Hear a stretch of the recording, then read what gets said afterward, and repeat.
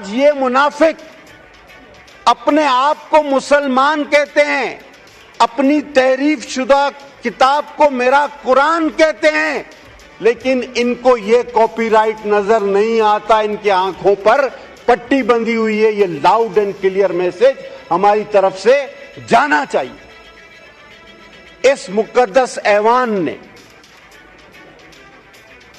عظیم فیصلے جو کیے, ان میں سے یہ ایک عظیم ترین فیصلہ ہے, اور یہ ہمیشہ کے لیے ایک مہر ہے. میں سمجھتا ہوں جب تک ایک بھی مسلمان باقی ہے, ایک بھی کلمہ گو باقی ہے, ہرگز نہیں ہماری لاشوں پر سے یہ کام کبھی بھی نہ ڈسکس میں لائے. میں تو ہمیشہ کہتا ہوں اس کو آپ ڈسکس میں ہی نہ لائیں. یہ ختم شدہ چیپٹر ہے, یہ کلوز ہے, اس پر مہر لگ چکی ہے.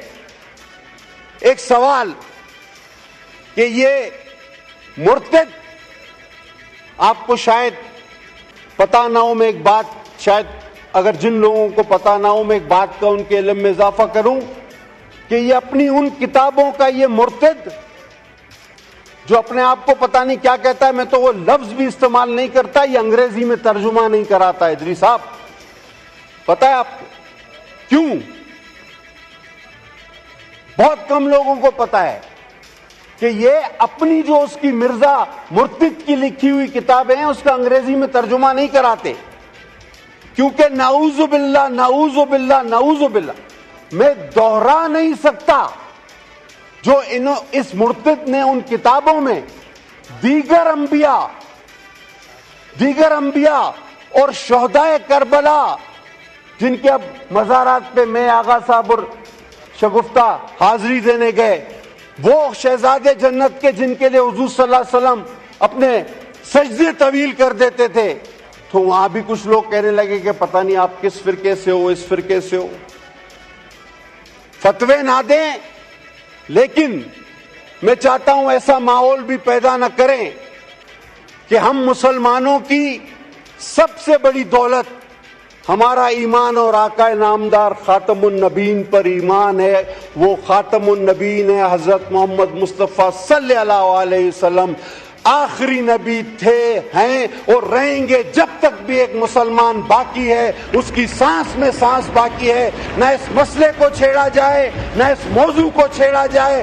اگر پھر خون خرابہ ہوا, لاء منسٹر صاحب آپ نے بہت اچھی بات کی, لیکن ساتھ ساتھ ان ججوں کو بتائیں کہ یہ فتنہ تم پیدا کر رہے ہو, ایسے فیصلے دے کے ہم نہیں.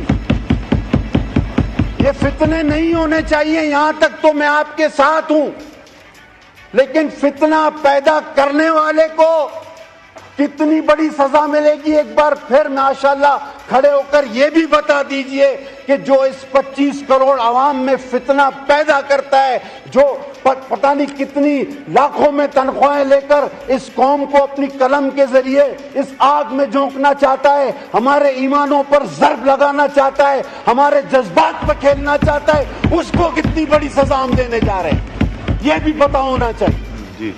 لہذا میں سر اسپیکر صاحب آپ سے درخواست کروں گا, میں 10 بزنہ اپنے بھائیوں سے اپیل کروں گا, کوئی کمیٹی نہ بناؤ.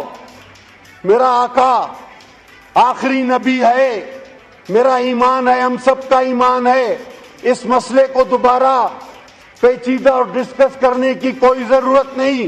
ہاں, ایک کمیٹی بناؤ کہ جو اس قسم کے فیصلے دیتے ہیں جس سے عوام میں بے چینی, انتشار اور فتنہ پھیلتا ہے, ان لوگوں کی کیا سزا ہونی چاہیے. اور آرٹیکل کو اگر ری رائٹ کیا گیا, اور آرٹیکل کو اگر ری رائٹ کیا گیا تو کیا وہ آرٹیکل 6 کے زمرے میں آتا ہے یا نہیں آتا, یہ بھی بتایا جائے.